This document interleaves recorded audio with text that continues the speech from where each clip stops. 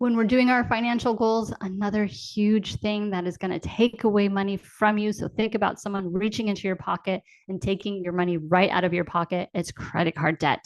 With interest rates almost 30% right now, that means for every $1 you spend, you're actually spending $1.30. And if you're not paying off your credit card, if you compound that, you could be looking at paying $2 for that $1 item. Now, I don't know about you, but I'm a bargain hunter. Hello, Empower Nation. Welcome to Empower Her Money Podcast. I'm your host, Angela Duncan, speaker, best-selling author, serial entrepreneur, and we talk all things money and business. This is part 3 of an episode series that I'm doing to help you as we head into the last part of this year to take control of your finances, to empower you, going over my book, Empower Your Money, diving deep into the tips that are listed in there for you to take action and implement in your life to meet your financial goals and then to share and inspire others. So don't forget to grab a copy of the book, Empower Your Money, which is on Amazon, as I go through part 3, diving deep into the book, going deeper into each of the ideas and action items for you to take control of your finances in the book. We'll dive right in. Today, we're going to talk about retirement. So oftentimes when I am talking to female entrepreneurs that are married or have children, especially who have children, they have not really focused on their retirement. And what I mean by that is they don't have a retirement account. They're not actively retiring it, actively putting money into the retirement account. And that's so important. I want you to understand this point. You cannot get a loan for your retirement. There are no loans for retirement. Please don't talk about Social Security. I will have to shut that conversation down. Social Security is not meant for you to live on. Maybe when it was first created, decades ago, it had enough money for people to retire on. But with today's cost of living, with the inflation numbers, there's absolutely no way that you're going to retire on your Social Security benefits alone. My mom's on Social Security. I help her, so that she can have a roof over her head. But know that there is no loan that you can take out when you're retired to help fund your retirement. So when you are working through your budget and knowing your numbers, you should have absolutely be allocating to your retirement. Once you have that emergency fund, a little bit money set aside for the what if situations that will happen, retirement should be your next. And hiring a licensed financial advisor is key, but making sure that you understand that the retirement account becomes before any children's 529, any children's sport activities. You need to focus on your retirement unless you want to have your children support you later. Retirement should be one of your top priorities when you are looking at your budget and allocating money accordingly. The 4 biggest risks of retirement is market returns. So the earlier you start, the better chances you have on really growing that wealth, because you can outlive the market ups and downs. So market returns is a big risk of retirement. Cost of healthcare, that's a huge unknown, especially here in the US. Healthcare costs we have seen rise so much. And while we do have some programs like Medicaid, Medicare that can help assist you when you're in your retirement years, there are so many things that you need to plan for, and we have no idea what that healthcare is going to look like. So again, starting as early as possible, putting as much money and making sure you hire a professional for your retirement account is key. Inflation, that's a huge unknown risk for us as well. The cost of everything will continue to go up. That we know. How much will a tank of gas cost you later? How much will housing cost you later? How much will healthcare cost you later? We have no idea. So planning for it accordingly based on past statistics is helpful, but it means that you need to really focus on putting money away for your retirement account. Another risk is outliving your savings. I mean, if you look at all of these models that we have used and what we've seen for retirement accounts, it takes into consideration, people living to be 75, 80.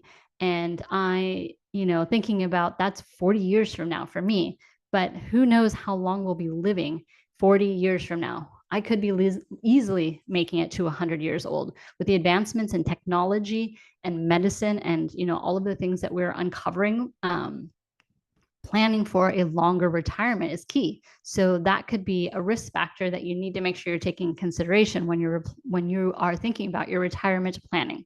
And if your employer offers a 401k program, I do recommend that you take advantage of it. Now, some of the downfalls of 401k is that their fees for the program might be higher than a traditional retirement account, and the options in which you can invest in are a little bit more limited than a typical retirement account. But if your employer offers a 401k and they give you a match, so say for example, they say we will match up to 3%. So you put in 3%, they put in 3%, it's free money. Take advantage of that.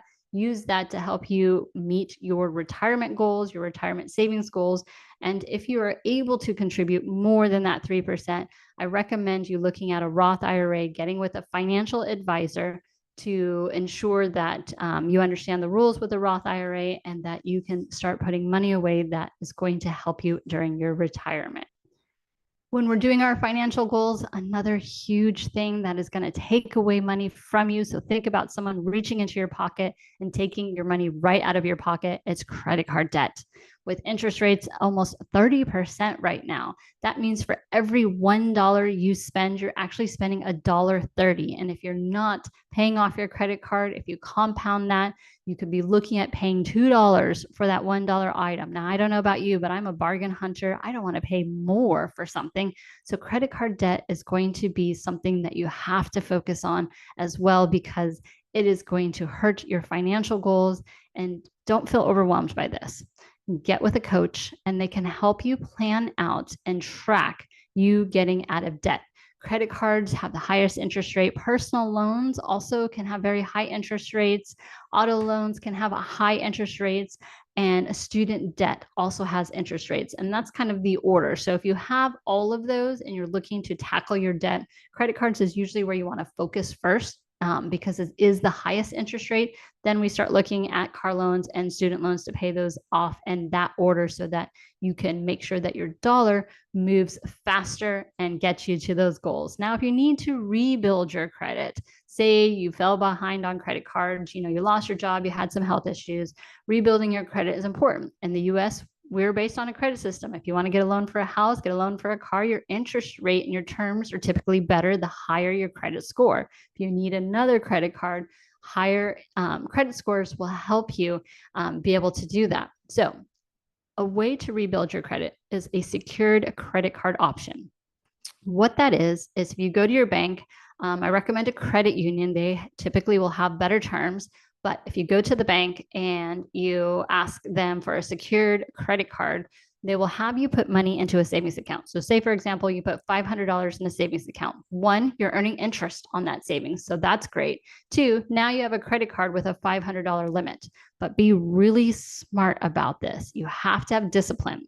So you use it once a month or twice a month if you need to. Don't go above the limit of your credit card, but say use it for gas. Use it for something that you know is going to be an expense you have to have that month. Gas, groceries, something like that. Use it and then pay it off. Use it, pay it off. Rinse and repeat this cycle for several months, and then go back to your banker at the credit union, at your bank, and say, hey, I've been really good using my credit card. Can I now take this and transfer it to a regular credit card, which means now your savings comes back to you and you'll be able to utilize it. So note that when you have a secured credit card with that savings that is attached to it, you will not have access to it. So know that it's just going to sit there. And the purpose for that savings account is to help you rebuild your credit.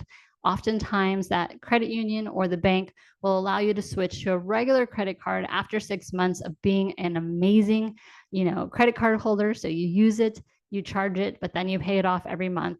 That way they can see that you are having a great history with your credit. So hopefully you enjoyed part 3 of Empower Your Money, diving deep into the book that is available on Amazon for you to help you get started on your journey on your financial goals, getting out of debt, whatever that looks like for you. If you need to hire a coach to help you out, empowerhermoney.com is my website. I can definitely help you with that as well. And don't forget to share this episode. Give it a 5-star review. I truly appreciate it. This is how we reach more people. We impact more people by sharing this podcast, getting it in front of new people that need the help, need the financial journey help, and also doing the 5-star reviews so that the streaming platforms know that this is valuable information and we're going to help empower, teach other people. Thank you for listening to Empower Her Money podcast. I am grateful for you. Please make sure to leave us a 5-star review, like this podcast, share it, subscribe, and let's keep teaching others how to take control and be empowered with their finances.